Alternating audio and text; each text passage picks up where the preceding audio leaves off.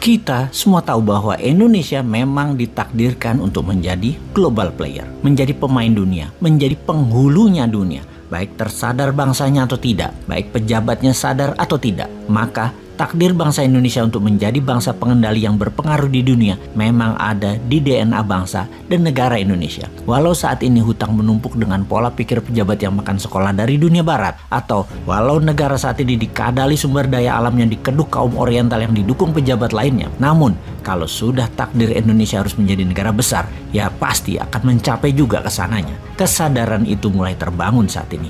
Nasionalisme mulai naik, masyarakat mulai belajar dan hati-hati memilih dan bertindak ke depannya. Kesadaran kemakmurannya bukan karena kebijakan pejabatnya, namun memang karena kepintaran alaminya yang terjadi saat ini. Walau sudah dikekang dan dibatasi kreativitasnya dengan peraturan pemerintah yang ketat, tetap membuat rakyatnya jadi kreatif dan produktif apapun caranya, karena memang DNA kita DNA juara, DNA pemain dunia, DNA global player. Kita ini bangsa survival yang bertahan di tengah bencana, di tengah masalah, dan di tengah kerusakan dengan bergantung pada kekuatan gotong royong bangsa sendiri. Kita buktikan sejarahnya bahwa tanah air kita, alamnya mengingatkan bahwa jangan main-main dengan Nusantara. Misalnya, alam meledakkan gunung berapi yang menyebabkan terjadinya Danau Toba mengguncang dunia dengan kekuatan erupsi super atau ledakan dahsyat pernah dihasilkan Gunung Toba di Sumatera Utara sekitar 74.000 tahun yang lalu. Efek ledakan tersebut membuat dunia berubah, banyak kematian terjadi, namun pastinya yang survive adalah yang terpilih yang tahan uji. Lalu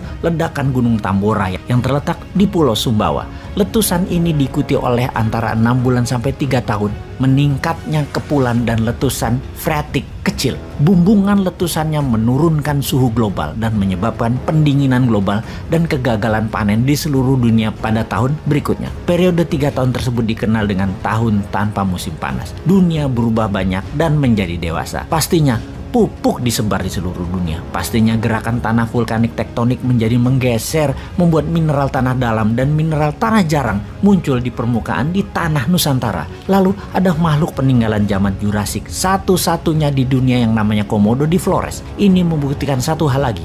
Spesies di Indonesia mencerminkan bangsa manusianya juga ada DNA survivalnya, DNA championnya, DNA juaranya, mutu tinggi. Kita ambil hikmahnya sekarang. Ledakan Gunung Toba dan Tambora merubah dunia. Komodo adalah makhluk survival segala zaman. Indonesia untuk menjadi pemain dunia harus menciptakan ledakan-ledakan Toba dan ledakan Tambora yang baru dengan semangat survive segala zaman yang sesungguhnya ada di DNA putra-putri bangsa Indonesia. Corona itu tidak akan bisa mengalahkan bangsa Indonesia, apalagi kalau produk lokal mendapat izin edarnya. Bahkan bisa tanpa vaksin, bahkan bisa tanpa PCR. Namun titer antibodi bangsa Indonesia tetap tinggi karena memang ramuan alaminya ada. Kekayaan alam mineral, tak perlu teknologi asing dan tergiur narasi ocehan orang asing agar dikeduk asing mineral tambangnya dengan investasi asing. Sungguh, pakai kekuatan bangsa sendiri itu bisa, sehingga bisa jadi nilai jaminan aset bangsa untuk mencetak alat bayar. Akhirul kalam, wahai sahabat New Mind,